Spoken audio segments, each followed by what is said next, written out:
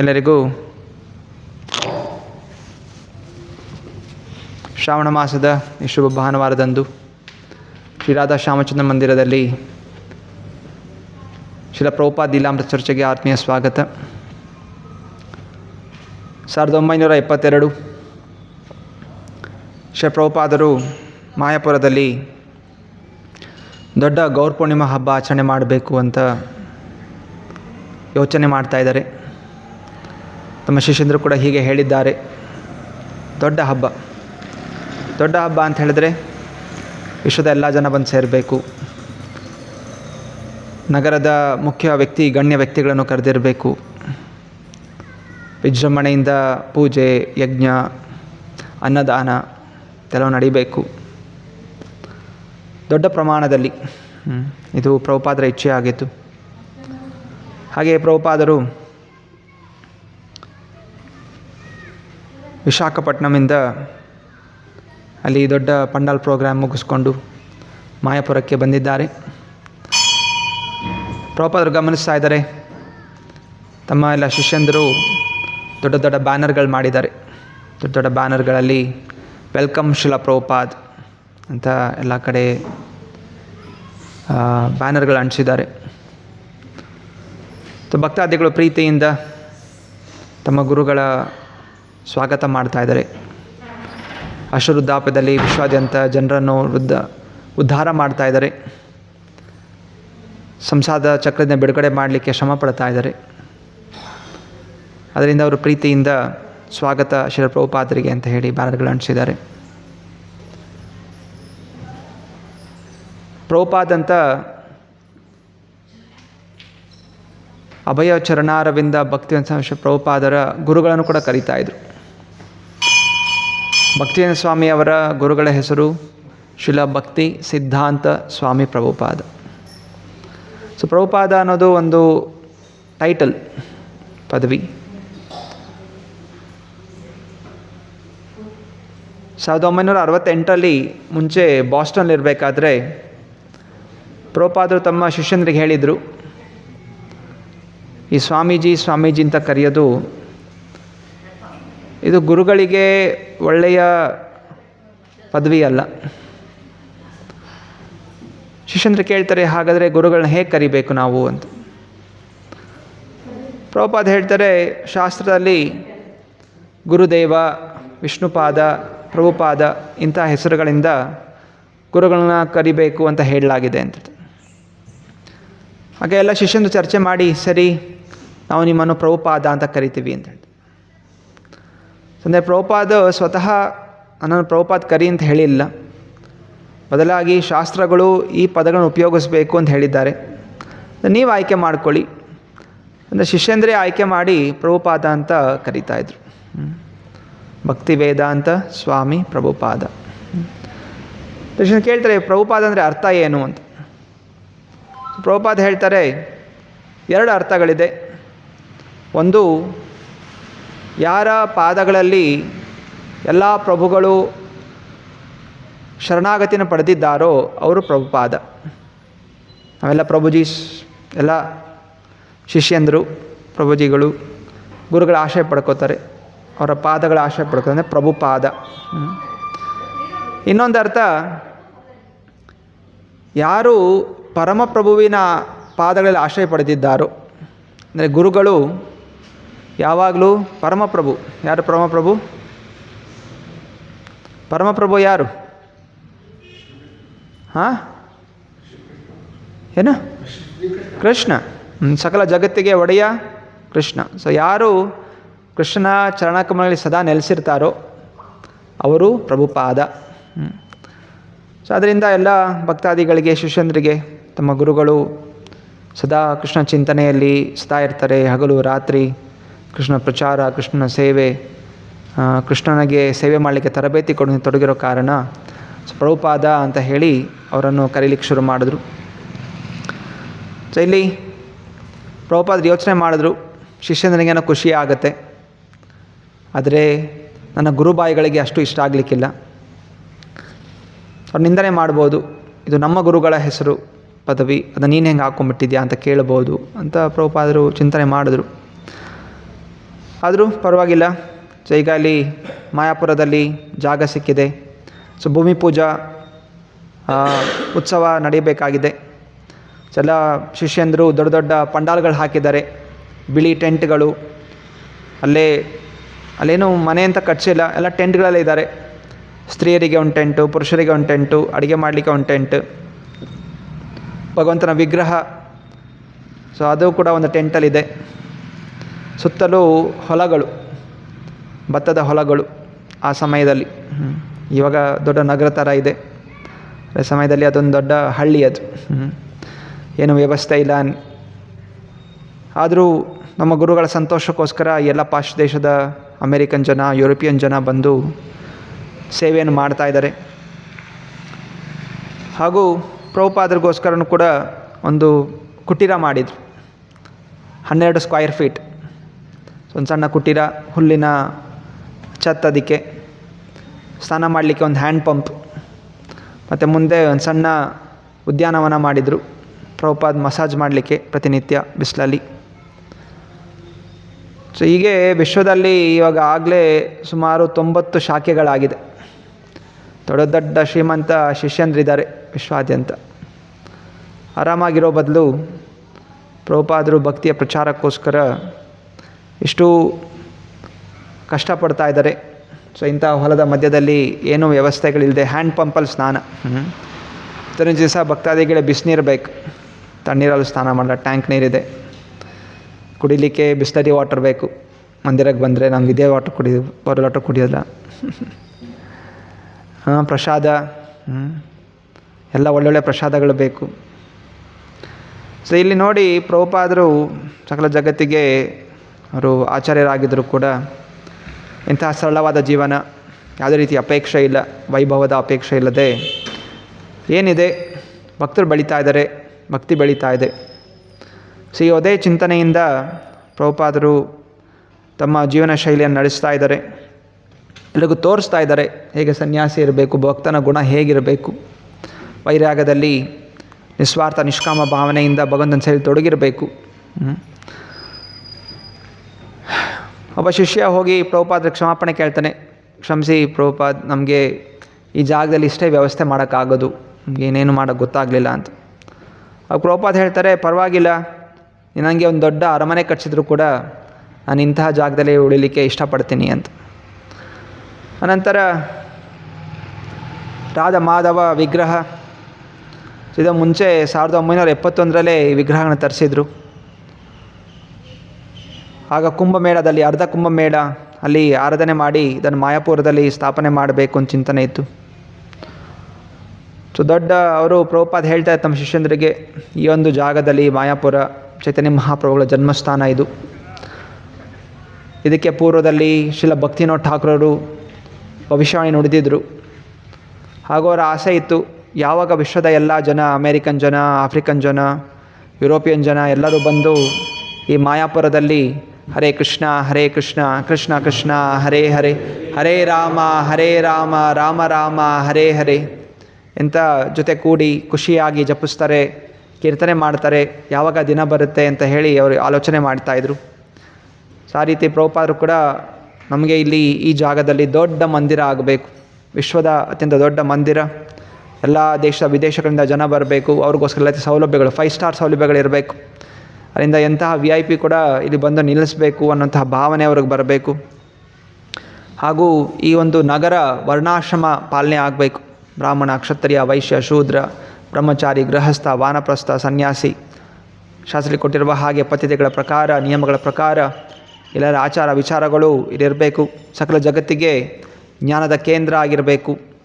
ದೇಶ ವಿದೇಶಗಳಿಂದ ತರಬೇತಿಗೋಸ್ಕರ ಜನ ಇಲ್ಲಿ ಬರಬೇಕು ಅನ್ನೋದು ಪ್ರಭುಪಾದರ ಆಸೆ. ಇದನ್ನು ತಮ್ಮ ಶಿಷ್ಯನಿಗೆ ವ್ಯಕ್ತಪಡಿಸಿದ್ರು. ಅನಂತರ ಅಲ್ಲಿ ಮಂದಿರ ನಿರ್ಮಾಣಕ್ಕೋಸ್ಕರ 4 ಜನರು ನೇಮಿಸ್ತಾರೆ. ಅದರಲ್ಲಿ ಜಯಪತಾಕ ಸ್ವಾಮಿ ಹಾಗೂ ಭವಾನಂದ ಸ್ವಾಮಿ ಅವರನ್ನು ಡೈರೆಕ್ಟರಾಗಿ ಮಾಡ್ತಾರೆ. 4 ಜನ ಚೆಕ್ ಸಿಗ್ನೇಚರ್ ಮಾಡಲಿಕ್ಕೆ ಕನ್ಸ್ಟ್ರಕ್ಷನ್ಗೋಸ್ಕರ ಅವರನ್ನು ನೇಮಿಸ್ತಾರೆ, ಸಿಗ್ನೇಟ್ರೀಸ್. ಸೊ ಹೀಗೆ ಎಲ್ಲ ಹೇಗೆ ಒಂದು ಸಂಸ್ಥೆ ಇರಬೇಕು ಅನ್ನೋದೆಲ್ಲ ಪ್ರಭುಪಾದ ಕಲಿಸ್ಕೊಡ್ತಾಯಿದ್ರು. ಎಲ್ಲ ಹುಡುಗರು, ಪಾಶ್ಚಾತ್ಯ ದೇಶದ ಹುಡುಗರು 25 ಇವಾಗ ಸನ್ಯಾಸ ಸ್ವೀಕಾರ ಮಾಡಿದ್ದಾರೆ. ಭಾರತದಲ್ಲಿ ಹೇಗೆ ಹೇಗೆ ನಡೀತೆ, ವ್ಯವಸ್ಥೆಗಳೇನಿದೆ ಗೊತ್ತಿಲ್ಲ. ಅದರಿಂದ ಪ್ರಭುಪಾದ ಸ್ವತಃ ಅವರಿಗೆಲ್ಲ ತರಬೇತಿ ಕೊಡ್ತಾಯಿದ್ರು. ಅನಂತರ ಗೌರ ಪೂರ್ಣಿಮಾ ಹಬ್ಬ 5 ದಿವಸದ ದೊಡ್ಡ ಹಬ್ಬ. ಪ್ರಭುಪಾದ ಹೇಳಿದರು 24 ತಾಸು ಕೀರ್ತನೆ ನಡೀತಾ ಇರಬೇಕು, ಭಜನೆ ನಡೀತಾ ಇರಬೇಕು. ಸೊ ಒಂದೊಂದು ಗುಂಪುಗಳು 2 ತಾಸಿಗೆ ಒಂದೊಂದು ಗುಂಪುಗಳು ಬದಲಾಗ್ತಾ ಇರಬೇಕು. ಹಗಲು ರಾತ್ರಿ 5 ದಿವಸ ಕೀರ್ತನೆ ಆಗಬೇಕು. ಜೊತೆಯಲ್ಲಿ ನಗರ ಕೀರ್ತನೆ ಹೋಗಬೇಕು. ನವದ್ವೀಪದಲ್ಲಿ ಪರಿಕ್ರಮ, ಚೈತನ್ಯ ಮಹಾಪ್ರಭುಗಳ ಜನ್ಮಸ್ಥಾನ ಶ್ರೀವಾಸಾಂಗನ, ಎಲ್ಲಿ ಚೈತನ್ಯ ಮಹಾಪ್ರಭುಗಳು 24 ತಾಸು ಕೀರ್ತನೆ ಮಾಡ್ತಾಯಿದ್ರು. ಹಾಗೂ ಅವರ ಒಂದು ಪ್ರಕಾಶ ಲೀಲಾ ಅನ್ನುವಂತಹ ಲೀಲೆಯಲ್ಲಿ ತಾವೇ ಸ್ವತಃ ಕೃಷ್ಣನಂತ ಪ್ರಕಟ ಮಾಡಿದರು. ಸೊ ಅಲ್ಲಿ ಹೋಗುವಂಥದ್ದು. ಕಾಶಿ ಸಮಾಧಿ, ಚೈತನ್ಯ ಮಹಾಪ್ರಭು ಹಾಗೂ ಕಾಶಿ ಮಧ್ಯೆ ಒಂದು ವಾದ ವಿವಾದಗಳಾಗುತ್ತೆ. ಹಾಗೂ ಕಾಶಿ ಸ್ವೀಕಾರ ಮಾಡ್ತಾನೆ, ಕೃಷ್ಣ ಭಕ್ತಿಯನ್ನು ಸ್ವೀಕಾರ ಮಾಡ್ತಾನೆ. ಸೊ ಈ ಎಲ್ಲ ಜಾಗಗಳ ದರ್ಶನ ಆಗಬೇಕು ಇದೆಲ್ಲ ಹೇಳಿದರು. ಸೊ ಹಾಗೆಯೇ ಪ್ರತಿ ದಿವಸ 100 ಜನಕ್ಕೆ ಅನ್ನದಾನ ಆಗಬೇಕು, ಹಳ್ಳಿ ಜನಕ್ಕೆಲ್ಲ. ಸೊ ಇದೆಲ್ಲ ಹೇಳ್ತಾ ಇದು ಪ್ರತಿನಿತ್ಯ ನಡಿಬೇಕು ಇಲ್ಲಿ ಮಾಯಾಪುರದಲ್ಲಿ ಅನ್ನುವಂತಹ ಉಪದೇಶವನ್ನು ಕೊಟ್ಟರು. ಅನಂತರ ತಮ್ಮ ಗುರುಭಾಯಿಗಳನ್ನು ಕೂಡ ಕರೆದಿದ್ರು. ಎಲ್ಲರೂ ಬನ್ನಿ ಗೌಡಿಯ ಮಠದಿಂದ. ಸುಮಾರು 10 ಜನ ಗುರುಭಾಯಿಗಳು, ಸನ್ಯಾಸಿಗಳು ಬಂದಿದ್ದಾರೆ. ಪ್ರಭುಪಾದರು ಮುಂದೆ ನಿಂತವ್ರಿಗೆಲ್ಲ ಸ್ವಾಗತ ಮಾಡಿ ಒಳ್ಳೆಯ ಅತಿಥಿ ಸೇವೆ ಎಲ್ಲವೂ ಕೂಡ ಮಾಡಿದ್ದಾರೆ. ಹಾಗೂ ಆ ಗುರುಭಾಯಿಗಳು ಕೂಡ ತುಂಬ ಕೊಂಡಾಡಿದ್ರು. ಎಷ್ಟು ಶ್ರಮಪಟ್ಟಿದೆಯಾ, ವಿಶ್ವಾದ್ಯಂತ ಪ್ರಚಾರ ಮಾಡಿದ್ಯಾ, ಗುರುಗಳ ಆಸೆ ನೆರವೇರಿಸಿದ್ಯಾ ಅಂತ ಹೇಳಿ ಗುಣಗಾನ ಕೂಡ ಮಾಡಿದ್ದಾರೆ. ಹಾಗೆ ಯಜ್ಞ ನಡೀತು. ಅನಂತರ ದೀಕ್ಷೆಗಳಿತ್ತು. ಅನೇಕರು ಬ್ರಾಹ್ಮಣ ದೀಕ್ಷೆ ತೊಗೊಂಡ್ರು, ಒಬ್ಬರು ಸನ್ಯಾಸ ದೀಕ್ಷೆ ತೊಗೊಂಡ್ರು. ಅನಂತರ ಭೂಮಿ ಪೂಜಾ, ಕಟ್ಟಡ ನಿರ್ಮಾಣಕ್ಕೋಸ್ಕರ ಅನಂತಶೇಷನ ಸ್ಥಾಪನೆ. ಸುಮಾರು 15 ಅಡಿ ಗುಂಡಿಯನ್ನು ತೋಡಿ 5 ಥರದ ಹೂಗಳು, ಧಾನ್ಯಗಳು, ಎಲೆಗಳು, ಲೋಹಗಳು, ಬಣ್ಣಗಳು, ಹೂವುಗಳು, ಸೊ ಇದೆಲ್ಲವೂ ಕೂಡ ಅಲ್ಲಿ ಹಾಕಿದ ನಂತರ ಅನಂತಶೇಷವನ್ನು ಸ್ಥಾಪನೆ ಮಾಡಿದ್ದಾರೆ. ಹೀಗೆ ಗೌರ ಪೂರ್ಣಿಮಾ ಅಂದು ವಿಜೃಂಭಣೆಯಿಂದ ಹಬ್ಬ ಪೂರ್ಣ ಆಗಿದೆ. ಸೊ ರಾತ್ರಿ ಆದಾಗ ಮತ್ತು ಎಲ್ಲ ಗುರುಭಾಯಿಗಳು ಪ್ರಭುಪಾದರ ಜೊತೆ ಕೂತಿದ್ದಾರೆ.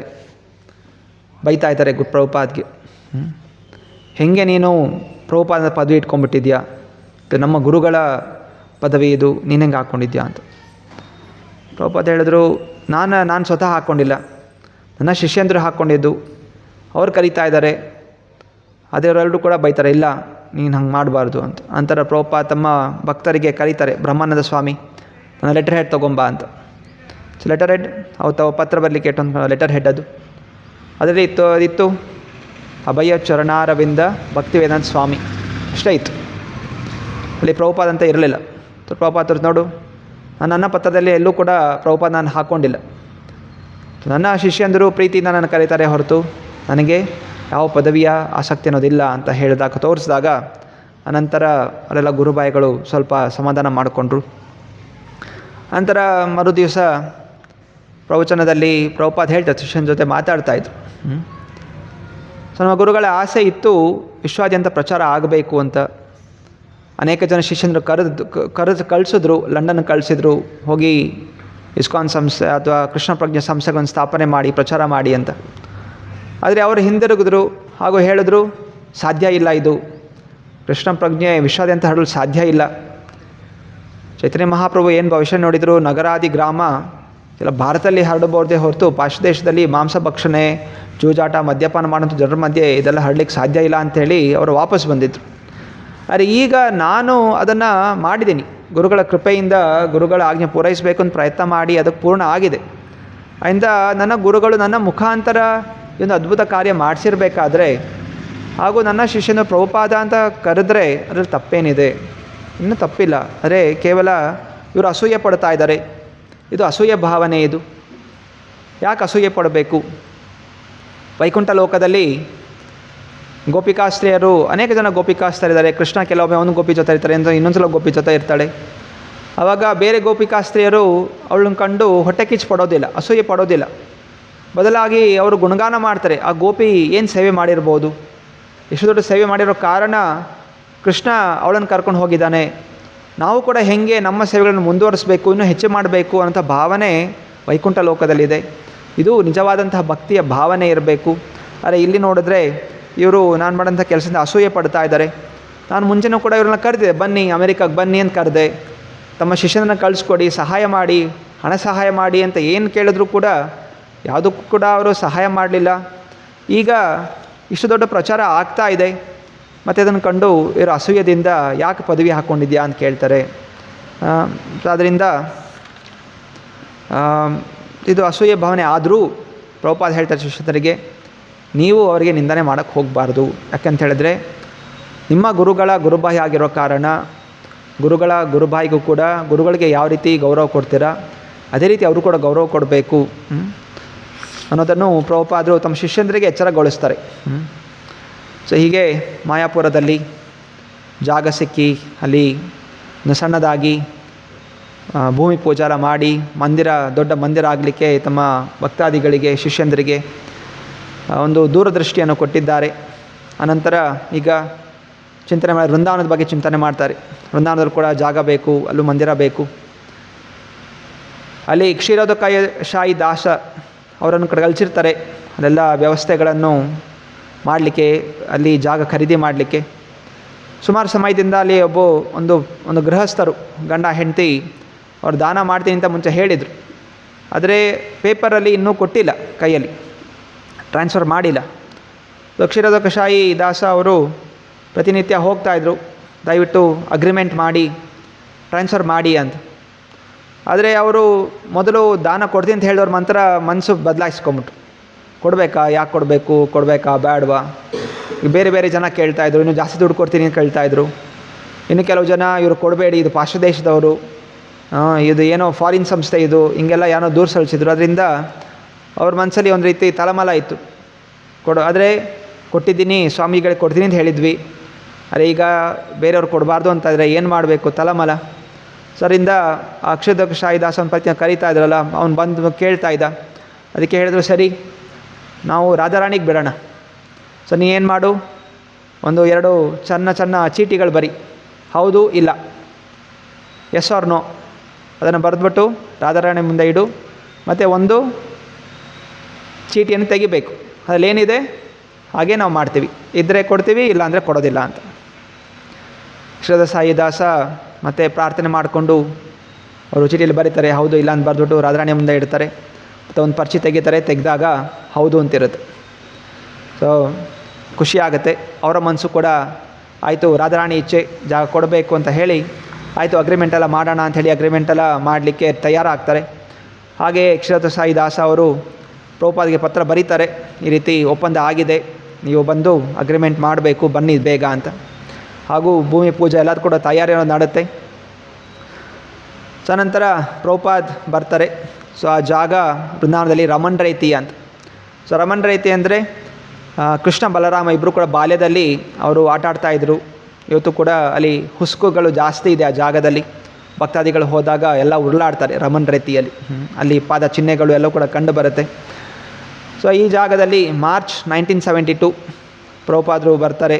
ಮತ್ತು ಅಲ್ಲಿ ಅಗ್ರಿಮೆಂಟ್ ಅನ್ನೋದು ಸೈನ್ ಆಗುತ್ತೆ, ಭೂಮಿ ಪೂಜೆ ಆಗುತ್ತೆ. ಮಾಯಾಪುರಲ್ಲಿ ಮಾಡಿದ ಹಾಗೆ ಇಲ್ಲೂ ಕೂಡ ಅಲ್ಲಿ ಭೂಮಿಯನ್ನು ಅಗೆದ್ಬಿಟ್ಟು 15 ಅಡಿ ಆಳದಲ್ಲಿ ಎಲ್ಲ ರೀತಿಯ ಹೂವುಗಳು, ಹಣ್ಣುಗಳು, ನವರತ್ನಗಳು, ಅನಂತಶೇಷ ಎಲ್ಲ ಕೂಡ ಅಲ್ಲಿ ಪ್ರತಿಷ್ಠಾನ ಮಾಡಿದ್ದಾರೆ. ಹಾಗೂ ಅಲ್ಲಿ ಮಂದಿರದಲ್ಲಿ ರಾಧಾ ದಾಮೋದರ ಮಂದಿರದಲ್ಲಿ ಕೇಳಿದ್ದಾರೆ, ನನ್ನೆಲ್ಲ ಶಿಷ್ಯಂದರು ಇಲ್ಲಿ ನಿವಾಸ ಮಾಡ್ತಾರೆ. ಸೊ ಇಲ್ಲಿ ಮಂದಿರ ನಿರ್ಮಾಣ ಆಗೋ ತನಕ ನಿಮ್ಮ ಜಾಗದಲ್ಲಿ ಇರಲಿ. ಯಾಕೆಂದರೆ ಮುಂಚೆ ಪ್ರಭುಪಾದ ಅಲ್ಲಿ ನಿವಾಸ ಮಾಡ್ತಾಯಿದ್ರು, ರಾಧಾ ದಾಮೋದರ ಮಂದಿರದಲ್ಲಿ ಇದ್ದು ಮಾಡ್ತಾಯಿದ್ರು. ಸೊ ಹಾಗೆ ಶಿಷ್ಯಂದರು ಕೂಡ ಇರಲಿಕ್ಕೆ ಅವಕಾಶ ಕೊಡಿ ಅಂತ ಕೇಳ್ಕೊಂಡಿದ್ದಾರೆ. ಸೊ ಹಾಗೆಯೇ ಎಲ್ಲ ಪೂಜೆ ಎಲ್ಲ ಆದಮೇಲೆ ನಂತರ ಎಲ್ಲ ಹೋಗಿ ರಾಧಾ ದಾಮೋದರ ಮಂದಿರದಲ್ಲಿ ವಿಶ್ರಾಮ ಮಾಡಿದ್ದಾರೆ. ಆದರೆ ಈ ಜಾಗಕ್ಕೋಸ್ಕರ ಇನ್ನೊಂದು ಹೆಂಗಸು, ಒಂದು ವಿಧವೆ ಹೆಂಗಸು ಪ್ರಯತ್ನ ಮಾಡ್ತಾಯಿದ್ದು, ಈ ಜಾಗ ನಾನು ಕೊಂಡ್ಕೋಬೇಕು ಅಂತ. ಅವಳು ಆ ಓನರ್ ಜೊತೆ ತುಂಬ ಸಲ ಅವಳು ಪ್ರಯತ್ನ ಮಾಡಿದ, ಜಾಗ ನನಗೆ ಕೊಡಿ, ಅವ್ರು ಕೊಡಬೇಡಿ ಅಂತ. ಆದರೆ ಈಗ ಅವರು ಓನರ್ಗಳು ಇವರು ಕೊಟ್ಬಿಟ್ರು. ಅರೆ ಅವಳು ಸ್ವಲ್ಪ ರೌಡಿ ಥರ ಇದ್ಲು. ಅವಳು ಏನು ಮಾಡ್ತಾರೆ, ರಾತ್ರಿ ರೌಡಿಗಳಿಗೆಲ್ಲ ಕಳಿಸ್ಬಿಟ್ಟು ಆ ರೌಡಿಗಳು ರಾತ್ರಿ ಬಂದು ಎಲ್ಲಿ ಸ್ಥಾಪನೆ ಮಾಡಿದ್ರು ಅದನ್ನೆಲ್ಲ ಅಗೆದ್ಬಿಟ್ಟು ಎಲ್ಲ ಅನಂತಶೇಷನ ತೆಗೆದುಬಿಟ್ಟು ಕಸ ತುಂಬಿಸ್ಬಿಟ್ಟು ಮತ್ತೆ ಓಡೋಗ್ಬಿಟ್ಟಿದ್ದಾರೆ. ಸುಮಾರು ದಿವಸ ಎಲ್ಲ ಶಿಷ್ಯರು ಬಂದಿದ್ದಾರೆ, ನೋಡಿದರೆ ಎಲ್ಲ ಅಸ್ತವ್ಯಸ್ತ ಆಗಿಬಿಟ್ಟಿದೆ ಜಾಗ. ಪ್ರಭುಪಾದರಿಗೆ ಹೇಳ್ತಾರೆ, ಮತ್ತು ತುರಂತವಾಗಿ ಪೊಲೀಸ್ ಕಂಪ್ಲೇಂಟ್ ಕೊಡಲಾಗುತ್ತೆ. ಮತ್ತು ಈ ರೀತಿ ವ್ಯಕ್ತಿಗಳು ಮಾಡಿದ್ದಾರೆ ಅಂತ ಪೊಲೀಸ್ ಕೂಡ ಹೋಗಿ ಆ ಎಲ್ಲ ಗೂಂಡಗಳಿಗೆ ಎಚ್ಚರಿಕೆ ಕೊಟ್ಟಿದ್ದಾರೆ, ಮತ್ತೆ ಈ ಸಲ ಈ ಕಡೆ ಬಂದರೆ ಜೈಲಿಗೆ ಹಾಕ್ತೀವಿ. ಸೊ ಇಂತಹ ಒಂದು ಜಾಗ ಪ್ರಭುಪಾದ ಹೇಳ್ತಾರೆ, ನಾವು ಈ ಜಾಗದಿಂದ ದೂರ ಇರೋದು ಒಳ್ಳೆಯದಲ್ಲ, ನೀವು ಟೆಂಟ್ ಹಾಕಿ ಅದೇ ಜಾಗದಲ್ಲಿರಿ, ವಿಗ್ರಹ ಸ್ಥಾಪನೆ ಆಗೋ ತನಕ, ಒಂದು ಕಟ್ಟಡ ಆಗೋ ತನಕ ನೀವು ಅಲ್ಲೇ ಇರಬೇಕು ಅಂತ. ಎಲ್ಲ ಶಿಷ್ಯಂದ್ರಿಗೂ ಆಶ್ಚರ್ಯ, ಯಾಕಂದರೆ ಆ ಸಮಯದಲ್ಲಿ ವೃಂದಾವನ ಆ ಜಾಗ, ಇಲ್ಲಿ ರಮಣರ ಇತ್ತು, ಡಕಾಯಿತರು ಇರ್ತಾಯಿದ್ರು, ಸುತ್ತಮುತ್ತ ಡಕಾಯಿತರು, ಅದು ಕೂಡ ಹೊಲದ ಮಧ್ಯೆ ಅಂಥ ಜಾಗ, ನೀರಿನ ವ್ಯವಸ್ಥೆ ಏನು ಅಂಥದ್ದೆಲ್ಲ ಇಲ್ಲ. ಹಾಗೆಲ್ಲ ನೀರು ಹಿಡಿಬೇಕು, ಬಾವಿಯಿಂದ ತರಬೇಕು, ಇಲ್ಲ ಅಲ್ಲಿ ಹೊಳೆಯಿಂದ ತರಬೇಕು, ಇಲ್ಲ ಹ್ಯಾಂಡ್ ಪಂಪಲ್ಲಿ ಸ್ನಾನ ಮಾಡಬೇಕು. ಆದರೂ ಕೂಡ ಪ್ರಭುಪಾದರ ಇಚ್ಛೆ ಸರಿ ಅಂತ ಒಪ್ಕೋತಾರೆ. ಸೊ ಇಷ್ಟೆಲ್ಲ ಶ್ರಮ ಪಟ್ಟಿದ್ದಾರೆ. ಇಸ್ಕಾನ್ ಸ್ಥಾಪನೆ ಇವತ್ತಿನ ದಿವಸ ಏನು ಆರಾಮಾಗಿ ದೊಡ್ಡ ಮಂದಿರಗಳು ಹೋಗೋದು, ಪ್ರಸಾದ ತಿನ್ನೋದು, ಡ್ಯಾನ್ಸ್ ಮಾಡೋದು, ವೈಭವದಿಂದ ಅಲಂಕಾರ ನೋಡ್ಕೊಂಡು ಬಂದುಬಿಡ್ತೀವಿ. ಆದರೆ ಇದರ ಹಿಂದೆ ಎಷ್ಟು ಜನರ ಒಂದು ರಕ್ತ ಸುರಿಸಿದ್ದಾರೆ. ಮುಂದೆ ಇನ್ನೂ ಕೂಡ ನೋಡ್ತೀವಿ, ಕೆಲವು ಜನ ಗುಂಡಗಳು ಹತ್ಯೆ ಕೂಡ ಮಾಡಿದ್ದಾರೆ ಭಕ್ತಾದಿಗಳನ್ನು. ಸೊ ಇಷ್ಟೆಲ್ಲ ಆಗಿದೆ. ಆದರೂ ಕೂಡ ಪ್ರಭುಪಾದರು ಕಲಿಯುಗದ ಪ್ರಭಾವ, ಕಲಿಯುಗದಲ್ಲಿ ಕೃಷ್ಣನ ಭಕ್ತಿ ಮಾಡಲಿಕ್ಕೆ ಯಾವುದೋ ಎಷ್ಟೆಲ್ಲ ರೀತಿಯ ಒಂದು ಅಡಚಣೆಗಳು, ವಿರೋಧಗಳು, ಒಳಗಡೆ ವಿರೋಧಗಳು, ಆಚೆಯಿಂದ ವಿರೋಧಗಳು, ಇದೆಲ್ಲವೂ ಕೂಡ ಮಾಡಿ ಪ್ರಭುಪಾದರು ಈ ಸಂಸ್ಥೆಯನ್ನು ನೀಡಿದ್ದಾರೆ. ಸೊ ಇದೆಲ್ಲ ನಾವು ನೆನೆಸ್ಬೇಕಾಗಿರುವಂಥದ್ದು. ಯಾಕಂದರೆ ನಾವು ಕೂಡ ಶ್ರಮ ಪಡಬೇಕು. ನಾವು ಆರಾಮಾಗಿ ಬಂದು ಏನೋ ಸ್ವಲ್ಪ ಜಪ ಮಾಡ್ಕೋತೀವಿ, ಕೀರ್ತನೆ ಮಾಡ್ಕೊಳ್ತೀವಿ, ಪ್ರಸಾದ ತಿಂತೀವಿ, ಹೋಗ್ಬಿಡ್ತೀವಿ, ಆರಾಮಾಗಿರಬೇಕು ಅಂತ ಯೋಚನೆ ಮಾಡ್ತೀವಿ. ಆದರೆ ಶಾಸ್ತ್ರ ಹೇಳ್ತಾ ಇರುವಂಥದ್ದು ಇದಂ ಶರೀರಂ ಪರೋಪಕಾರಂ. ನಾವು ಈ ಶರೀರ ಉಪಯೋಗ ಮಾಡಬೇಕಾಗಿರೋ ಇನ್ನೊಬ್ಬರಿಗೆ ಒಳ್ಳೇದು ಮಾಡಲಿಕ್ಕೋಸ್ಕರ, ಅದರಲ್ಲಿ ಮುಖ್ಯವಾಗಿ ಕೃಷ್ಣ ಭಕ್ತಿಯನ್ನು ಪ್ರಚಾರ ಮಾಡಲಿಕ್ಕೋಸ್ಕರ. ಅದರಿಂದ ಕಷ್ಟ ಇರಲಿ ಸುಖ ಇರಲಿ, ನಾವು ನಮ್ಮ ಪೂರ್ಣವಾದ ಶಕ್ತಿಯನ್ನು ಹಾಕಿ ಈ ಕೃಷ್ಣ ಭಕ್ತಿಯಲ್ಲಿ ತೊಡಗಬೇಕು, ಸಾಧನೆ ಮಾಡಬೇಕು, ಹಾಗೂ ಸೇವೆ ಕೂಡ ಮಾಡಬೇಕು. ಅನಂತರ ಇಲ್ಲಿ ಪ್ರಭುಪಾದರ ನಂತರ ಇಲ್ಲಿ ಕೃಷ್ಣ ಬಲರಾಮ ಮಂದಿರ ಆಗಬೇಕು ಅಂತ ಹೇಳಿ ಆದೇಶ ಕೊಡ್ತಾರೆ. ಈ ಮಂದಿರಕ್ಕೆ ಹೆಸರಿರಬೇಕು ಕೃಷ್ಣ ಬಲರಾಮ ಮಂದಿರ. ಸೊ ಇವತ್ತಲ್ಲಿ ಮಂದಿರ ಆಗಿದೆ. ಕೃಷ್ಣ ಬಲರಾಮ, ರಾಧಾ, ವೃಂದಾವನ ಚಂದ್ರ, ಕೃಷ್ಣಚಂದ್ರ, ಗೌರಣಿ ತಾಯಿ ಎಲ್ಲ ಮಂದಿರಗಳಿದೆ. ಸೊ ನಂತರ ಪ್ರಭುಪಾದ ಈಗ ಬಾಂಬೆ ಬಗ್ಗೆ ಚಿಂತನೆ ಮಾಡ್ತಾಯಿದ್ದಾರೆ. ಬಾಂಬೆಯಲ್ಲಿ ಜುಹುವಲ್ಲಿ ಕೂಡ ಅವರು ಜಾಗ ಕೊಡ್ತೀನಿ ಅಂತ ಹೇಳಿದ್ರು. ಮತ್ತು ಅಲ್ಲಿ 16 ಲಕ್ಷ ಜಾಗಕ್ಕೆ. ಸೊ ಹೆಂಗೆ ಸಂಗ್ರಹ ಮಾಡೋದು ಆ ಸಮಯದಲ್ಲಿ? 16 ಲಕ್ಷ ಅಂತ ಹೇಳಿದ್ರೆ ಎಷ್ಟೋ ಕೋಟಿ ಇವತ್ತಿನ ದಿವಸದಲ್ಲಿ. ಅವ್ರು ಯೋಚನೆ ಮಾಡ್ತಾರೆ, ಶಿಷ್ಯಂದ್ರಿಗೆ ಹೇಳಿದರು. ಹಾಗೆ ಶಿಷ್ಯಂದರು ಹೇಗೋ ಮಾಡಿ ಅಲ್ಲಿ ಇಲ್ಲಿ ಎಲ್ಲ ಫಂಡ್ ಕಲೆಕ್ಷನ್ ಮಾಡಿ 50,000 ರೂಪಾಯಿ ಕೊಟ್ಟಿದ್ದಾರೆ ಅಲ್ಲಿನ ಓನರ್ಗೆ ಜುಹುವಲ್ಲಿ. ಅನಂತರ ಅವರು ಕೂಡ ಆ ಜಾಗದಲ್ಲಿ ಹೋಗಿ ನಿವಾಸ ಮಾಡ್ತಾಯಿದ್ದಾರೆ. ಅಲ್ಲೂ ಕೂಡ ಏನು ವ್ಯವಸ್ಥೆಗಳಿಲ್ಲ. ಅದು ಜುಹು ಇವತ್ತು ದೊಡ್ಡ ನಗರ, ಅದು ಕಾಲಿಡ್ಲಿಕ್ಕೆ ಜಾಗ ಇಲ್ಲ ಅಂತ ಟ್ರಾಫಿಕ್. ಆ ಸಮಯದಲ್ಲಿ ಅದು ಹೊರವಲಯ, ಅಲ್ಲೂ ಕೂಡ ಹಳ್ಳಿ ಥರ ಸುತ್ತಮುತ್ತ ಹೊಲಗಳು, ಸೊಳ್ಳೆಗಳು, ಏನೂ ವ್ಯವಸ್ಥೆ ಇಲ್ಲ. ಅವರು ಭಕ್ತಾದಿಗಳು ಟೆಂಟ್ ಹಾಕ್ಕೊಂಡು ಅಲ್ಲಿ ನಿವಾಸ ಮಾಡ್ತಾಯಿದ್ದಾರೆ. ರಾತ್ರಿ ಇಲಿಗಳ ಕಾಟ, ಕೆಲವೊಮ್ಮೆ ಅಲ್ಲಿ ಮೋರಿಗಳಿಂದ ನೀರು ಹರ್ಕೊಂಡು ಬಂದುಬಿಡ್ತಾಯಿತ್ತು. ಹೀಗೆಲ್ಲ ಇದ್ದರೂ ಕೂಡ ಪ್ರಭುಪಾದರು ಮಾಡಬೇಕು ಅಂತ ಹೇಳಿ ಅಲ್ಲಿ ಎಲ್ಲ ಟೆಂಟ್ ಹಾಕ್ಕೊಂಡಿದ್ದಾರೆ. ನಂತರ ಪ್ರಭುಪಾದರು ಸುದ್ದಿ ಹಾಕಿದ್ದಾರೆ. ವೃಂದಾವನದಲ್ಲಿ ಆಯಿತು, ಭೂಮಿ ಪೂಜೆ ಆಯಿತು,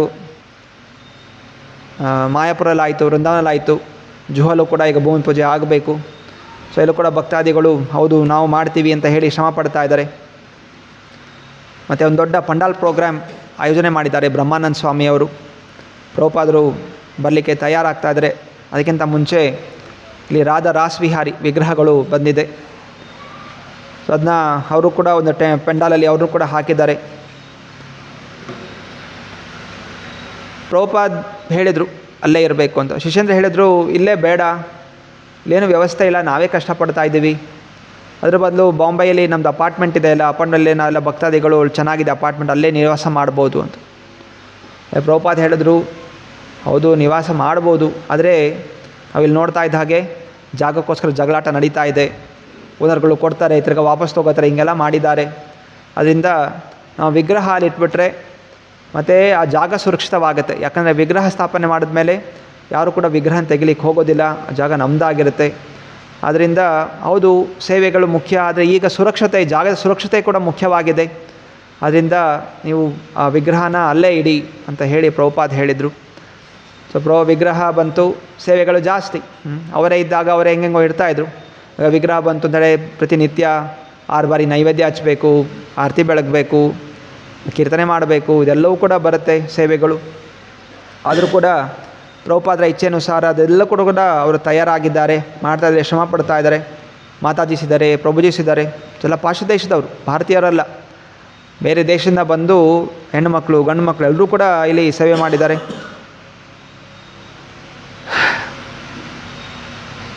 ಅನಂತರ ಪ್ರಭುಪಾದ್ ಬರ್ತಾರೆ, ಪ್ರೋಗ್ರಾಮ್ ಆಗುತ್ತೆ, ಪಂಡಾಲ್ ಪ್ರೋಗ್ರಾಮ್.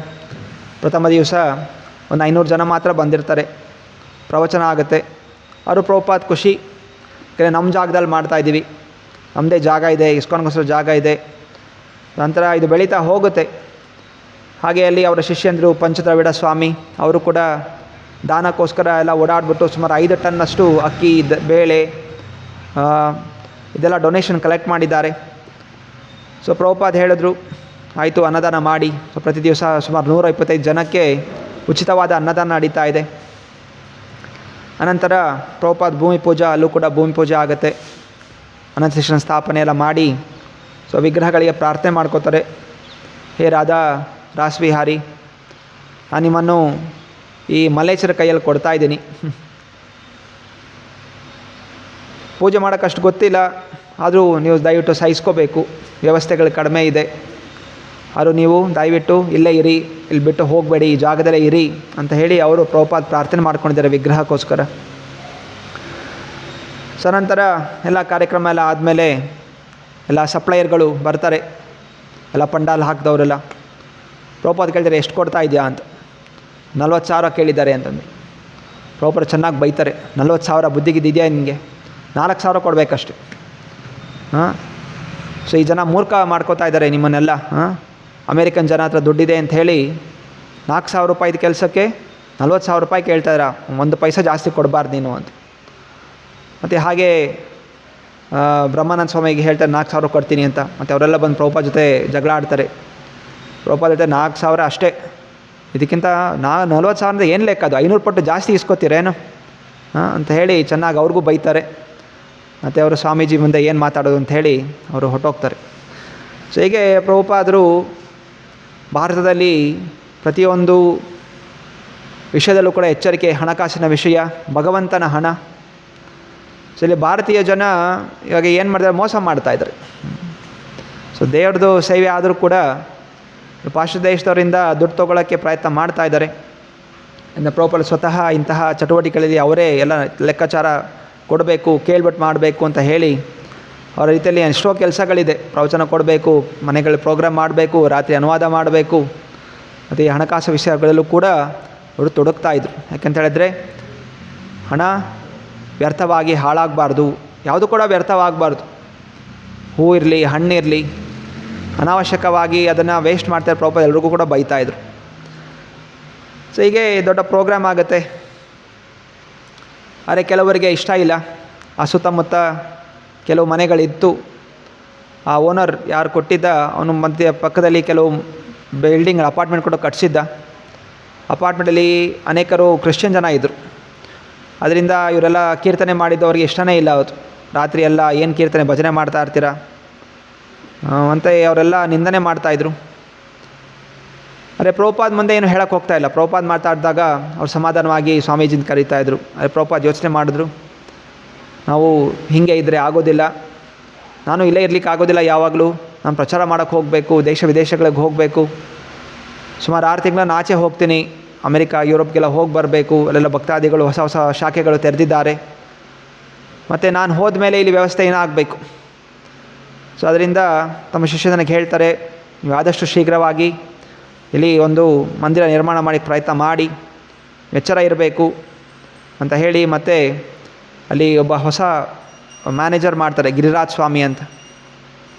ಬ್ರಹ್ಮಾನಂದ ಸ್ವಾಮಿ ಹೇಳ್ತಾರೆ ಆಫ್ರಿಕಾದಲ್ಲಿ ಪ್ರಚಾರ ಕಡಿಮೆ ಆಗಿದೆ, ನಾನು ಆ ಕಡೆ ಹೋಗ್ತೇನೆ ಅಂತ. ಮತ್ತು ಬ್ರಹ್ಮಾನಂದ ಸ್ವಾಮಿಗೆ ಆಫ್ರಿಕಾ ಕಳಿಸ್ಬಿಡ್ತಾರೆ. ಸೊ ಇಲ್ಲಿ ಗಿರಿರಾಜ್ ಸ್ವಾಮಿ ಅವರು ಮೆಂಬರ್ಶಿಪ್ ಮಾಡೋದ್ರಲ್ಲಿ ಪರಿಣಿತರಿದ್ದರು. ಸಣ್ಣ ಹುಡುಗ, ಅವರ ತಂದೆ ಅಮೇರಿಕದ ಕೋಟ್ಯಾಧಿಪತಿ. ಆದರೂ ಅದನ್ನೆಲ್ಲ ತ್ಯಾಗ ಮಾಡಿ ಅವರಿಲ್ಲಿ ವೈರಾಗ್ಯದಿಂದ ಜೀವನ ನಡೆಸ್ತಾಯಿದ್ರು. ಸೊ ಅದರಿಂದ ಅವರನ್ನು ನೇಮಿಸ್ತಾರೆ, ನೀನು ಫಂಡ್ ಕಲೆಕ್ಷನ್ ಮಾಡಿ ಇಲ್ಲಿ ಇನ್ಚಾರ್ಜ್ ಆಗಿರಬೇಕು ಅಂತ ಗಿರಿರಾಜ್ ಸ್ವಾಮಿ ಅವ್ರನ್ನ. ಸೊ ಹಾಗೆಯೇ ಒಬ್ಬರು ಹೋಲ್ಯಾಂಡಿಂದ ಹ್ಯಾನ್ಸ್ ಕೀಲ್ಮ್ಯಾನ್ ಅವರು ಬಂದಿರ್ತಾರೆ ಇಲ್ಲಿ ವೃಂದಾವನಕ್ಕೋಸ್ಕರ. ಮತ್ತು ಅಲ್ಲಿ ಪ್ರಭುಪಾದರ ಪ್ರವಚನ ಕೇಳಿರ್ತಾರೆ, ಮಾತಾಡ್ಸಿರ್ತಾರೆ. ಪ್ರಭುಪಾದ ಕೇಳ್ತಾರೆ, ಏನಪ್ಪ ನೀನು ಮಾಡ್ತೀಯಾ ಅಂತ. ಅವನು ಹೇಳಿರ್ತಾನೆ, ನಾನು ಆರ್ಕಿಟೆಕ್ಟ್ ಅಂತ. ಸೊ ಒಳ್ಳೆಯ ಅವಕಾಶ. ಪ್ರಭುಪಾದ ಅಂದರು, ಸರಿ ನಮ್ಮ ಮಂದಿರ ನಿರ್ಮಾಣವಾಗಿ ನೀನು ಸಹಾಯ ಮಾಡಬೇಕು, ವಾಪಸ್ ಇವಾಗಲೇ ಹೋಲ್ಯಾಂಡ್ಗೆ ಹೋಗಬೇಡ, ಇನ್ನು ಇಲ್ಲಿ ಪ್ಲ್ಯಾನಿಂಗ್ ಎಲ್ಲ ಮಾಡು ಅಂತ ಅವನ ಜೊತೆ ಕೂತ್ಕೊಂಡ್ಬಿಟ್ಟು ಈ ರೀತಿ ವೃಂದಾವನದಲ್ಲಿ ಬೇರೆ ಮಂದಿರಗಳಿದೆ, ಅಲ್ಲಿ ಒಂದು ಡಯಾಗ್ರಾಮ್ ತೋರಿಸ್ತಾರೆ, ಗೋವಿಂದಾಜಿ ರಾಧಾ ಗೋವಿಂದ ಅಂತ. ಸೊ ಈ ಮಂದಿರ ಪ್ರಕಾರ ಈ ಥರದಲ್ಲೇ ಇಲ್ಲಿ ಜುಹುವಲ್ಲಿ ನೀನು ಮಂದಿರ ನಿರ್ಮಾಣ ಮಾಡಬೇಕು, ಈ ರೀತಿ ಗೋಪುರ ಇರಬೇಕು, ಇದು ದೊಡ್ಡ ವಿಜೃಂಭಣೆಯಿಂದ ವೈಭವದಿಂದ ಆಗಿರಬೇಕು ಮಂದಿರ, ಜನಕ್ಕೆ ಬಂದ ತಕ್ಷಣ ಇದು ವೈಕುಂಠ ಅಂತ ಅನ್ನಿಸ್ಬೇಕು, ಆ ರೀತಿ ನೀನು ಪ್ಲ್ಯಾನ್ ಮಾಡಬೇಕು, ಈ ರೀತಿ ರೂಮ್ ಇರಬೇಕು. ಇದೆಲ್ಲವೂ ಕೂಡ ಪ್ರಭುಪಾದ ಅವರಿಗೆ ಹೇಳಿಕೊಡ್ತಾರೆ. ಸೊ ಹಾಗೆಯೇ ಆ ವ್ಯಕ್ತಿ, ಹೋಲ್ಯಾಂಡಿಂದ ಬಂದಂಥ ವ್ಯಕ್ತಿ ಪ್ರಭುಪಾದರ ಇಚ್ಛೆ ಅನುಸಾರ ಇದ್ದು ಅದೆಲ್ಲ ಪ್ಲ್ಯಾನಿಂಗ್ ಮಾಡೋಕ್ಕೆ ಶುರು ಮಾಡ್ತಾರೆ, ಕನ್ಸ್ಟ್ರಕ್ಷನ್ ಪ್ಲ್ಯಾನ್ ಎಲ್ಲ. ಅಂದರೆ ಪ್ರಭುಪಾದ ಮಿಷನ್ಗೆ ಹೇಳ್ತಾರೆ, ಸೊ ಈ ಮಂದಿರ ನಿರ್ಮಾಣ ಮಾಡಲಿಕ್ಕೆ ಸುಮಾರು 64 ಲಕ್ಷ ಸಂಗಣ ಮಾಡಬೇಕು ಅಂತ. ಇನ್ನೂ ಆ ಜಾಗದ್ದು ರೆಂಟ್ ಇನ್ನೂ ಕೊಟ್ಟಿಲ್ಲ, ಅದು 16 ಲಕ್ಷ ಇದೆ, 50,000 ಕೊಟ್ಟಿದ್ದಾರೆ ಅಷ್ಟೇ. ಸೊ 15.5 ಲಕ್ಷ ಅದು, ಮತ್ತೆ ಈಗ 64 ಲಕ್ಷ ಮಂದಿರ ನಿರ್ಮಾಣ ಮಾಡಲಿಕ್ಕೆ. ಶಿಷ್ಯಂದ್ರಿಗೆ ಹೆಂಗೆ ಸಂಗಣ ಮಾಡಬೇಕು, ಏನು ಮಾಡಬೇಕು ಅದು ಕೂಡ ತಲೆಗೆ ಓಡ್ತಾ ಇಲ್ಲ. ಪ್ರಭುಪಾದ ಹೇಳ್ತಾರೆ, ಸೊ ನೀವು ಈ ಮೆಂಬರ್ಶಿಪ್ ಮುಖಾಂತರನೇ ಮಾಡಿ, ಡೊನೇಷನ್ ಕೊಟ್ಟರೆ ನಿಮಗೆ ಲೈಫ್ ಮೆಂಬರ್ಶಿಪ್ ಕಾರ್ಡ್ ಬರುತ್ತೆ, ಗೆಸ್ಟ್ ಹೌಸ್ ಫೆಸಿಲಿಟಿ ಇರುತ್ತೆ. ಜೊತೆಗೆ ಹೇಳ್ತಾರೆ, ಯಾರು ಇಲ್ಲಿಗೆ ಡೊನೇಷನ್ ಕೊಡ್ತಾರೆ ಅವರು ಗೆಸ್ಟ್ ಹೌಸೇ ಫ್ರೀಯಾಗಿ ಕೊಡ್ತೀವಿ, ನೀವು ಜೀವನ ಪರ್ಯಂತ ಯಾವಾಗ ಬೇಕಾದ್ರೂ ಬಂದು ಇಲ್ಲಿ ಗೆಸ್ಟ್ ಹೌಸ್ ಯೂಸ್ ಮಾಡ್ಬೋದು. ಸೊ ಈ ರೀತಿಯ ಒಂದು ಪ್ರಯತ್ನದಿಂದ ನೀವು ಹಣ ಸಂಗ್ರಹ ಮಾಡಿ ಅಂತ ಹೇಳಿ ಪ್ರಭುಪಾದ ಎಲ್ಲ ಮಾರ್ಗದರ್ಶನ ಕೊಟ್ಟು, ಮತ್ತು ಅವರು ಈಗ ಪಾಶ್ಚಾತ್ಯ ದೇಶಕ್ಕೆ ಹೋಗಬೇಕು ಅಂತ ತಯಾರಾಗ್ತಾ ಇದ್ದಾರೆ. ಸೊ ಮರು ದಿವಸ ಅವರು ಹೊರಟಿದ್ದಾರೆ, ಈಗ ಸಿಂಗಾಪುರ್ ಹೋಗಬೇಕು ಅಂತ. ಬಾಂಬೆಯಲ್ಲಿ ಏರ್ಪೋರ್ಟಲ್ಲಿ ಎಲ್ಲ ಶಿಷ್ಯಂದರು ಬಂದು ಸೇರಿದ್ದಾರೆ, ದೊಡ್ಡ ಕೀರ್ತನೆ ಆಗ್ತಾಯಿದೆ. ಹಾಗೆ ಅಲ್ಲಿ ಜುಹುಗಲ್ಲಿ ಆ ಜಾಗ ದಾನ ಮಾಡ್ತೀನಿ ಅಂತ ಹೇಳ್ದಂಥವನು ಅವರು ಕೂಡ ಬಂದಿದ್ದಾರೆ. ಪ್ರಭುಪಾದ ತುಂಬ ಖುಷಿ ಪಡ್ತಾರೆ, ಸೊ ನೀವು ಕೂಡ ಬಂದಿದ್ದೀರಾ ಅಂತ ಹೇಳಿ ಅವ್ರನ್ನ ಕೂಡ ಸ್ವಾಗತ ಮಾಡ್ತಾರೆ. ಹೀಗೆ ಪ್ರಭುಪಾದರು ಒಂದು ದೂರದೃಷ್ಟಿ, ಅದು ಅಸಾಮಾನ್ಯವಾದಂಥದ್ದು. ಯಾರು ಕೂಡ ಅಷ್ಟು ದೂರದೃಷ್ಟಿ ಇಲ್ಲ.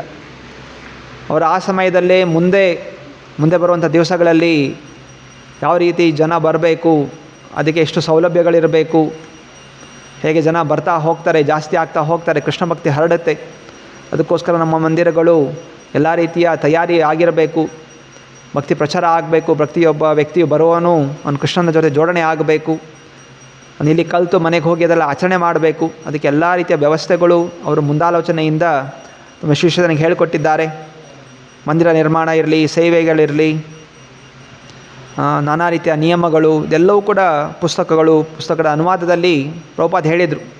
ಈ ಪುಸ್ತಕ 10,000 ವರ್ಷಗಳ ತನಕ ಓದಿದ್ರೆ, ಯಾರು ಯಾವ ಸಮಯದಲ್ಲಿ ಓದಿದ್ರು ಕೂಡ, ಎಂಥ ವ್ಯಕ್ತಿ ಓದಿದ್ರು ಕೂಡ ಅವರು ಕೃಷ್ಣನ ಭಕ್ತರಾಗ್ತಾರೆ. 10,000 ವರ್ಷಗಳಿಗೆ ಜನರ ಬುದ್ಧಿ ಹೇಗೆ ಬದಲಾಗುತ್ತೆ, ಆ ಬದಲಾಗ್ತಾರೋ ಬುದ್ಧಿ ಅವ್ರಿಗೂ ಕೂಡ ಈ ಒಂದು ನಿಯಮಗಳು ಅವರಿಗೆ ಅನುಸರಿಸುತ್ತೆ. ಹೀಗೆ ಪ್ರಭುಪಾದರು ಬರೆದಂತಹ ಈ ಗ್ರಂಥ ಭಗವದ್ಗೀತಾ ಭಾಗವತಂ 10,000 ವರ್ಷದ ಜನರ ತನಕ ಅದು ಅವರಿಗೆ ಅನ್ವಯವಾಗುತ್ತೆ, ಅಂತಹ ಗ್ರಂಥವನ್ನು ಬರೆದಿದ್ದಾರೆ. ಅದರಿಂದ ಯಾರು ಅಂದ್ಕೋತಾರೆ ಇದೆಲ್ಲ ಯಾವ ಕಾಲದ್ದೋ, ಏನು ಕತೆನೋ, ಕಾಲ ಬದಲಾಗಿದೆ, ಇವಾಗ ಇದೆಲ್ಲ ಅನ್ವಯ ಆಗೋದಿಲ್ಲ ಅನ್ನೋಕ್ಕೆ ಸಾಧ್ಯನೇ ಇಲ್ಲ. ಹೀಗೆ ಪ್ರಭುಪಾದರು ಅದಕ್ಕೆ ಅನುವಾದಗಳನ್ನು, ತಾತ್ಪರ್ಯವನ್ನು ಬರೆದಿದ್ದಾರೆ. ಅನಂತರ ಪ್ರಭುಪಾದರು ಸ್ವಲ್ಪ ಜನ ನಿಂದನೆ ಮಾಡ್ತಾಯಿದ್ರು, ಪ್ರಭುಪಾದ ನೀವೆಲ್ಲ ಜಾಸ್ತಿ ಕಮರ್ಷಿಯಲ್ ಮೈಂಡ್ ಆಗಿಬಿಟ್ಟಿದ್ದೀರಾ, ಹೆಂಗೆ ಹಣ ಸಂಪಾದನೆ ಮಾಡಬೇಕು, ಹೆಂಗೆ ಬಿಲ್ಡಿಂಗ್ಗಳು ಕಟ್ಟಿಸ್ಬೇಕು, ಸನ್ಯಾಸಿ ಆದಂಥ ಇದಕ್ಕೆಲ್ಲ ಯಾಕೆ ತಲೆ ಹಚ್ಕೋಬೇಕು ಅಂತ. ಸೊ ಪ್ರಭುಪಾದ ಈ ವೈಭವದಿಂದ ಮಂದಿರಗಳು ತಮ್ಮ ಸ್ವಾರ್ಥಕ್ಕೋಸ್ಕರ ನಿರ್ಮಾಣ ಮಾಡ್ತಾಯಿಲ್ಲ, ಅವರು ಮಾಡ್ತಾ ಇರೋದು ಭಗವಂತನ ಸೇವೆಗೋಸ್ಕರ, ಸೊ ಭಕ್ತಿ ಪ್ರಚಾರಕ್ಕೋಸ್ಕರ. ಸೊ ಇದು ಗೋಸ್ವಾಮಿಗಳು ನಮಗೆ ತೋರಿಸಂತಹ ಮಾರ್ಗ. ಗೋಸ್ವಾಮಿಗಳು ಸ್ವತಃ ಅವರು ಮರದ ಕೆಳಗಡೆ ನಿವಾಸ ಮಾಡ್ತಾಯಿದ್ರು. ಅದು ಒಂದು ಮರದಲ್ಲಿ ಕೆಳಗಡೆ ಒಂದು ದಿವಸ ಇದ್ದರೆ ಇನ್ನೊಂದು ದಿವಸ ಇನ್ನೊಂದು ಮರದ ಕಡೆ ಹೋಗ್ತಾಯಿದ್ರು, ಯಾಕಂದರೆ ಮರಕ್ಕೂ ಅಂಟ್ಕೊಂಬಿಟ್ರೆ ಜಾಗಕ್ಕೆ ಅಂತ. ಸೊ ಇಷ್ಟು ವೈರಾಗ್ಯ. ಆದರೆ ಅವರು ದೊಡ್ಡ ದೊಡ್ಡ ಕೋಟ್ಯಾಂತರ ರೂಪಾಯಿ ಆ ಸಮಯದಲ್ಲಿ, ಅದಕ್ಕಿಂತ ಮುಂಚೆನೇ ಚಿನ್ನದ ನಾಣ್ಯಗಳಿಂದ ಸಂಗ್ರಹ ಮಾಡಿ ಅವರು ಮಂದಿರಗಳನ್ನು ಸ್ಥಾಪನೆ ಮಾಡ್ತಾಯಿದ್ರು. ಅಂದರೆ ಸಕಲ ಜಗತ್ತಲ್ಲಿ ಏನೆಲ್ಲ ಇದೆ ಇದು ಭಗವಂತನ ಶಕ್ತಿ. ಭಗವಂತ ಎಲ್ಲದಕ್ಕೂ ಒಡೆಯ. ಅದರಿಂದ ಹಣ, ವ್ಯವಸ್ಥೆ, mobile, typewriter, T V, radio ಏನಿದ್ರೂ ಕೂಡ ಎಲ್ಲವನ್ನೂ ಕೂಡ ಭಗವಂತನ ಕೃಷ್ಣ ಸೇವೆಗೆ ಉಪಯೋಗ ಮಾಡಬೇಕು. ಇದು ನಮ್ಮ ಸಿದ್ಧಾಂತ. ಇದಕ್ಕೆ ಯುಕ್ತ ವೈರಾಗ್ಯ ಅಂತ. ವೈರಾಗ್ಯಗಳು ನಮಗೇನು ಉಪಯೋಗ ಮಾಡೋದೇ ಇಲ್ಲ ಅಂತ. ಆದರೆ ಭಕ್ತಿ ಪ್ರಚಾರ ಆಗಬೇಕಾಗಿದೆ. ಜನ ನೋಡ್ತಾಯಿದ್ದಾರೆ, ಟಿ ವಿ ನೋಡ್ತಾಯಿದ್ದಾರೆ, ಮೊಬೈಲ್ ನೋಡ್ತಾಯಿದ್ದಾರೆ, ಪೇಪರ್ ಓದ್ತಾ ಇದ್ದಾರೆ. ಅಂದರೆ ಏನು ಮಾಡಬೇಕಾಗಿದೆ, ಎಲ್ಲ ಕಡೆ ಕೃಷ್ಣನ ಬಗ್ಗೆ ಬರಬೇಕಾಗಿದೆ. ಇದು ಯುಕ್ತ ವೈರಾಗ್ಯ. ಸೊ ಹೀಗೆ ಪ್ರಭುಪಾದರ ಚಿಂತನೆಯಿಂದ ಅವ್ರ ಶಿಷ್ಯಂದರು ಹೇಳ್ತಾರೆ, ಪ್ರಭುಪಾದ ಚಿಂತಾಮಣಿಯ ಹಾಗೆ.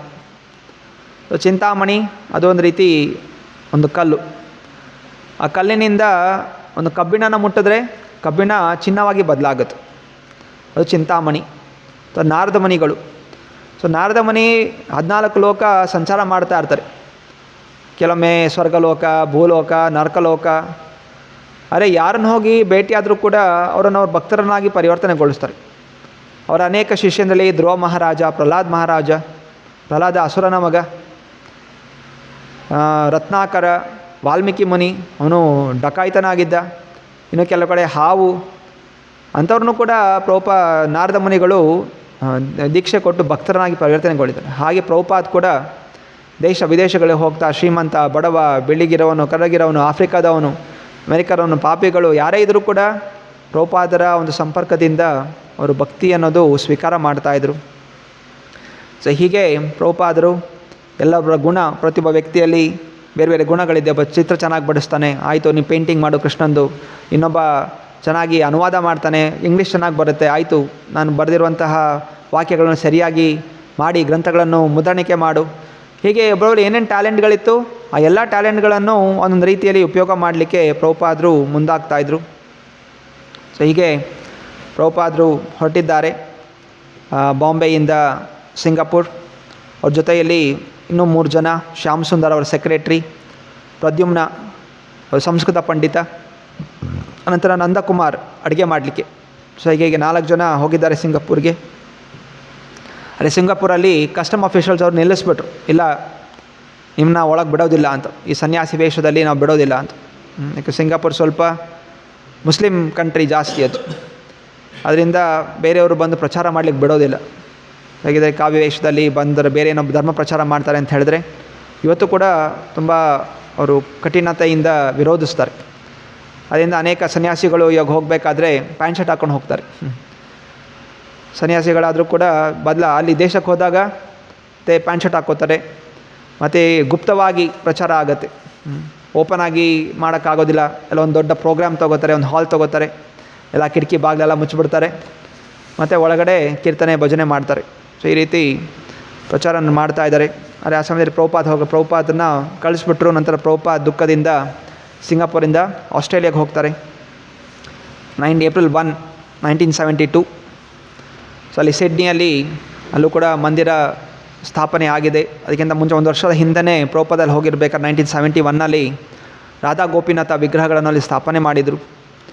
ಅವಾಗಲೂ ಕೂಡ ಪ್ರಭುಪಾದ್ ಹೀಗೆ ಅಲ್ಲಿ ಕೆಲವು ಭಕ್ತಾದಿಗಳು ನೇಮಿಸಿ ಹೊರಟೋಗಿದ್ರು. ಅಲ್ಲೂ ಕೂಡ ಪ್ರಾರ್ಥನೆ ಮಾಡ್ಕೊಂಡಿದ್ರು, ಹೇ ರಾಧಾ ಗೋಪಿನಾಥ, ಎಲ್ಲ ಮಲೇಚ ಜನರ ಕೈಯಲ್ಲಿ ಕೊಟ್ಟು ಹೋಗ್ತಾ ಇದ್ದೀನಿ, ನೀನೇ ಜವಾಬ್ದಾರಿ, ನೀನು ಬುದ್ಧಿ ಕೊಡಬೇಕು. ನೀನು ಅವ್ರಿಗೆ ಬುದ್ಧಿ ಕೊಟ್ಟರೆ ನೀನು ಚೆನ್ನಾಗಿ ಸೇವೆ ಮಾಡ್ತಾರೆ, ದಯವಿಟ್ಟು ನಂಗೆ ಕ್ಷಮಿಸು, ಸೊ ನೀನೇ ನೋಡ್ಕೋಬೇಕು ಅಂತ ಹೇಳಿ ಪ್ರಭುಪಾದರು ಅವ್ರಿಗೋಸ್ಕರ ತಮ್ಮ ಭಕ್ತಾದಿಗಳಿಗೋಸ್ಕರ ಶಿಷ್ಯನಿಗೋಸ್ಕರ ಪ್ರಾರ್ಥನೆ ಮಾಡಿಕೊಂಡು ಭಗವಂತನ ಪ್ರಾರ್ಥನೆ ಮಾಡಿಕೊಂಡು ಹೋಗಿದ್ದರು. ಸೊ ಹೀಗೆ ಮತ್ತೆ ಪುನಃ 2ನೇ ಸಲ ಈಗ ಭೇಟಿಯಾಗ್ಲಿಕ್ಕೆ ಹೋಗ್ತಾ ಇದ್ದಾರೆ. ಸೊ ಮುಂದೆ ನೋಡೋಣ ಬರೋ ವಾರ ಏನೇನಾಗುತ್ತೆ ಅಂತ. ಜೊತೆಯಲ್ಲಿ ಪ್ರಭುಪಾದರು ಅನೇಕ ಕಥೆಗಳನ್ನು ಹೇಳ್ತಾಯಿದ್ರು, ಕಥಾ ಮೂಲಕ ಸ್ವಲ್ಪ ವಿಷಯಗಳನ್ನು ತಿಳಿಸ್ತಾಯಿದ್ರು. ಹೀಗೆ ಅಕ್ಬರನ ಕಥೆ ಹೇಳ್ತಾರೆ. ಒಮ್ಮೆ ಅಕ್ಬರ್ ಅವನ ಹತ್ರ ಒಬ್ಬ ಮಂತ್ರಿ ಇದ್ದ, ಬೀರ್ಬಲ್ ಅಂತ. ಬೀರ್ಬಲ್ ಮೂಲತಃ ಹಿಂದೂ, ಆದರೆ ಎಲ್ಲ ಮುಸ್ಲಿಂ ರಾಜರು ಹಿಂದೂಗಳನ್ನು ತಮ್ಮ ಮಂತ್ರಿಗಳಾಗಿ ಇಟ್ಕೊಂಡು ಅವ್ರಿಗೆಲ್ಲ ಹೆಸರುಗಳನ್ನು ಬದಲಾಯಿಸಿಬಿಟ್ಟಿದ್ರು. ಎಲ್ಲ ಹಿಂದೂ ಮಂತ್ರಿಗಳೇ ಇರ್ತಾಯಿದ್ರು. ಯಾಕಂತ ಹೇಳಿದ್ರೆ ಮುಸ್ಲಿಂ ಮಂತ್ರಿ ಮೇಲೆ ನಂಬಿಕೆ ಇಲ್ಲ, ಅವ್ರ ಜನರ ಮೇಲೆ ನಂಬಿಕೆ ಇಲ್ಲ. ಯಾಕಂದರೆ ಗೊತ್ತಿಲ್ಲ ಯಾವಾಗ ಯಾರನ್ನ ಸಾಯಿಸ್ಬಿಡ್ತಾರೆ, ತಂದೆನೂ ಕೂಡ ಸಾಯಿಸ್ಬಿಡ್ತಾರೆ. ಶಾಜಹಾನ್ ಔರಂಗಜೇಬ್ ಅವ್ರ ತಂದೆ ಶಹಜಹಾನ್ ಅವನೇ ಜೈಲಿಗೆ ಹಾಕ್ಬಿಟ್ಟಿದ್ದ. ಕೊನೆಯಲ್ಲಿ ಹೀಗೆಲ್ಲ ಮಾಡೋದು, ಅಣ್ಣ ತಮ್ಮದೆಲ್ಲ ಸಾಯಿಸ್ಬಿಟ್ಟು ಅವನೇ ರಾಜನಾಗಿ ಕೂತಿದ್ದ. ಸೊ ಇದು ಅಂಥ ಬುದ್ಧಿ ಇರೋರು. ಅದರಿಂದ ಮಂತ್ರಿಗಳ ಕೈಗೆ ಬಿಟ್ಟರೆ ಒಂದು ದಿವಸ ಅವ್ನು ಸಾಯಿಸ್ತಾರೆ ಅಂತ ಅವ್ನಿಗೆ ಭಯ ಇತ್ತು. ಅದರಿಂದ ಹಿಂದೂಗಳನ್ನು ನೇಮಿಸಿದ್ರಲ್ಲಿ ಒಬ್ಬ ಬೀರ್ಬಲ್ ಅಂತ ತುಂಬ ಬುದ್ಧಿವಂತ. ಸೊ ಬೀರ್ಬಲ್ನ ಕೇಳ್ತಾರೆ, ಬೀರ್ಬಲ್, ಯಾವ ಗುಣ ಒಬ್ಬ ವ್ಯಕ್ತಿಯಲ್ಲಿ ಕೊನೆ ತನಕ ಇರುತ್ತೆ, ಅದು ನಾಶ ಆಗೋದಿಲ್ಲ ಅಂತ, ಕೆಟ್ಟ ಗುಣ ಯಾವುದು? ಸೊ ಬೀರ್ಬಲ್ ಅಂತಾನೆ ಕಾಮ ಅನ್ನುವಂಥದ್ದು ಸಾಯೋ ತನಕ ಇರುತ್ತೆ ಅಂತ. ಸೊ ಬೀರ್ಬಲ್ ಅಕ್ಬರ್ ಅಂತಾನೆ, ಅದು ಹೇಗೆ? ಏನೋ ಒಂದು ಯೌವನಾವಸ್ಥೆಯಲ್ಲಿ ಇರುತ್ತೆ, ವಯಸ್ಸಾದ ಮೇಲೆ ಅದೆಲ್ಲ ಚಿಂತನೆ ಇರೋದಿಲ್ಲಲ್ಲ, ಎಲ್ಲ ಶರೀರ ದುರ್ಬಲ ಆಗುತ್ತೆ. ಬೀರ್ಬಲ್ ಹೇಳ್ತಾನೆ, ನಾನು ಒಂದು ದಿವಸ ನಿರೂಪಣೆ ಮಾಡ್ತೀನಿ ಅಂತ. ಒಂದು ದಿವಸ ಬೀರ್ಬಲ್ ಬರ್ತಾನೆ ಅಕ್ಬರ್ನ ಕಡೆ, ರಾಜ ಬನ್ನಿ, ಒಬ್ಬ ವ್ಯಕ್ತಿ ಸಾಯ್ತಾ ಇದ್ದಾನೆ, ನೀನು ಬರಬೇಕು, ನೋಡಬೇಕು ಅವನ್ನ, ಜೊತೆಯಲ್ಲಿ ಬರ್ತಾ ನಿಮ್ಮ ಮಗಳನ್ನೂ ಕರ್ಕೊಂಬನ್ನಿ ಅಂತ.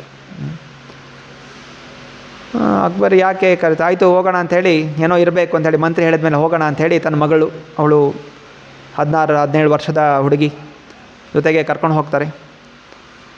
ಮತ್ತು ಅಲ್ಲಿ ಕರ್ಕೊಂಡು ಹೋದಾಗ ಬೀರ್ಬಲ್ ಹೇಳ್ತಾನೆ, ನೀವು ಹೋದಾಗ ಗಮನಿಸಿ ಆ ಸಾಯ್ತಾ ಇರೋ ವ್ಯಕ್ತಿ ಅವನು ಯಾರನ್ನು ನೋಡ್ತಾನೆ ನೋಡಿ ಅಂತ.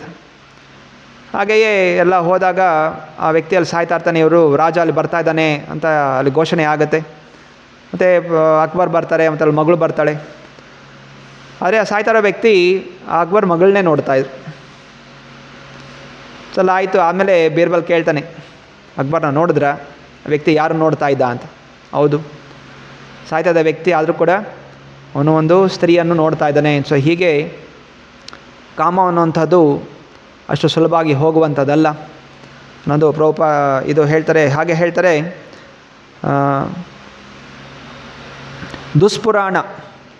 ದುಷ್ಪುರಾಣ ಅಂತ ಹೇಳಿದ್ರೆ ಎಷ್ಟು ಅದನ್ನು ಆಸೆಗೆನ್ನು ಎಷ್ಟು ನಾವು ತೀರ್ಸೋಕ್ಕೋದ್ರೂ ಕೂಡ ಅದು ನಾಶ ಅನ್ನೋದು ಆಗೋದಿಲ್ಲ, ಕಡಿಮೆ ಅಂತಲೇ ಅನಿಸುತ್ತೆ, ಮಾಡ್ತಾನೇ ಇರಬೇಕು ಅಂತ ಅನಿಸುತ್ತೆ. ಆದ್ದರಿಂದ ಎಷ್ಟು ಶೀಘ್ರವಾಗುತ್ತೆ ನಾವು ಅದನ್ನು ನಿಲ್ಲಿಸಬೇಕು. ನಾವು ಅದಕ್ಕೆ ಎಷ್ಟು ಹಾಕ್ತೀವಿ, ಹೇಗೆ ಅಗ್ನಿಗೆ ತುಪ್ಪ ಹಾಕ್ತಾಯಿದ್ರೆ ಇನ್ನೂ ಅಗ್ನಿ ಪ್ರಜ್ವಲವಾಗಿ ಬೆಳೆಯುತ್ತೆ, ಅದಕ್ಕೆ ತುಪ್ಪ ಹಾಕಿ ನಿಲ್ಲಿಸ್ಬೇಕು. ಹಾಗೆಯೇ ನಾನು ಕಾಮ ತೀರಿಸ್ಕೋತೀನಿ ಅಂತ ಯೌವನಾವಸ್ಥೆಯಲ್ಲಿ ಕಾಮದಲ್ಲೇ ತೊಡಗ್ತಾ ಇದ್ದರೆ ಮತ್ತು ಅದು ಸಾಯ ತನಕ ಅದು ನಡೀತಾ ಇರುತ್ತೆ. ಆದ್ದರಿಂದ ಯೌವನಾವಸ್ಥೆಯಲ್ಲೇ ಕಾಮದ ಆಸೆಗಳನ್ನು ತ್ಯಾಗ ಮಾಡಬೇಕು, ಆ ಅಭ್ಯಾಸ ಅನ್ನೋದು ಶುರು ಮಾಡಬೇಕು ಅಂತ. ಮತ್ತು ಇನ್ನೊಮ್ಮೆ ಹೇಳ್ತಾರೆ, ಯಾವತ್ತೂ ಕೂಡ ನಾವು ನಮ್ಮದೇನು ಕೆಲಸ ಇದೆ ಅದ್ರ ಮೇಲೆ ನಮ್ಮ ಯೋಚನೆ ಇರಬೇಕು. ಬೇರೆಯವರ ಕೆಲಸ ಮೇಲೆ ಮೂಗು ಹಾಕೋದು ಮಾಡೋಕ್ಕೆ ಹೋಗಬಾರ್ದು ಅಂತ ಹೇಳ್ತಾ ಒಂದು ಕತೆ ಹೇಳ್ತಾರೆ. ಕಾಡಲ್ಲಿ ಕೆಲವರು ಮರ ಕಡಿಯುವಂಥವ್ರು, ಏನಂತೀರ ಅವ್ರಿಗೆ? ಮರ ಕಟ್ ಮಾಡೋರಿಗೆ ಏನಂತೀರ? Wood cutter. ಹಾಂ, ಕಾರ್ಪೆಂಟರ್ ಕೆಲಸ, ಬರೀ ಮರ ಕಟ್ ಮಾಡೋಂಥವ್ರು ವುಡ್ ಕಟ್ಟರ್. ಸೊ ಅವರು ದೊಡ್ಡ ದೊಡ್ಡ ಮರಗಳನ್ನು ಅವರು ಕಟ್ ಮಾಡಿರ್ತಾರೆ, ಮತ್ತು ದೊಡ್ಡ ಮರಗಳನ್ನು ಬೀಳ್ಸಿದ ಮೇಲೆ ತಿರ್ಗಾದ ಸಣ್ಣ ಸಣ್ಣ ಪೀಸ್ಗಳಾಗಿ ಮಾಡಿರ್ತಾರೆ. ಸೊ ಹೀಗೆ ಅದು ತುಂಬ ದೊಡ್ಡ ಮರ ಇದ್ದಾಗ ಅವರು ಕಡೀಲಿಕ್ಕೆ ತುಂಬ ಹೊತ್ತು ಹೋಗುತ್ತೆ, 1 ದಿವಸ 2 ದಿವಸ ಆಗುತ್ತೆ.